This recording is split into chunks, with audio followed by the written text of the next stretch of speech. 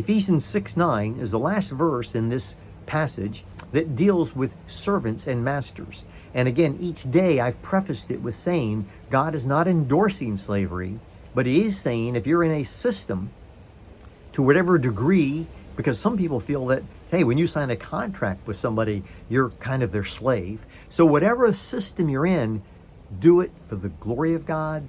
Do it to please the Lord.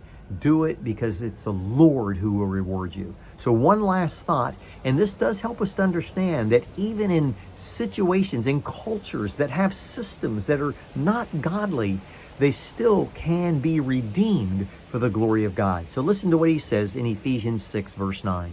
Masters, do the same to them, and stop threatening, knowing that he who is both their master and yours is in heaven, and that there is no partiality with him.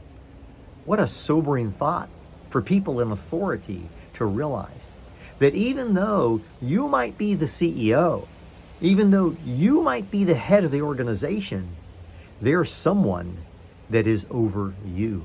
And ultimately, no matter what position we're in, whether it's in the place of service or in the place of authority, it should all be done for the glory of God. It should all be done with the realization that each and every one of us is accountable to the Lord.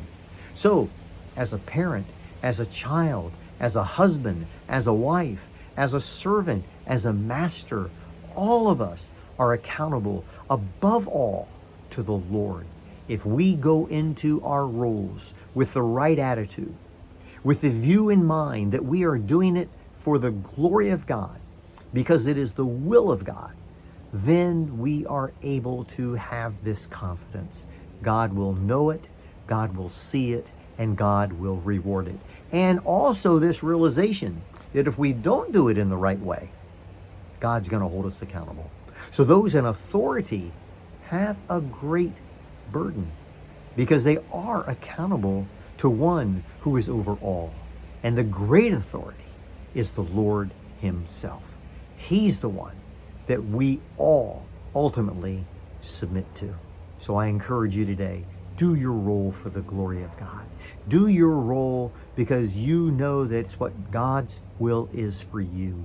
If you're not doing God's will, seek what that will is. But if today this is the place that you're in, do it with the right attitude for the right purpose, and God will reward you. And above all, I want to remind you, we are light and we are salt in this world. So when we do things with the right attitude, God will be glorified, and ultimately we will be in a position to point people toward Jesus Christ.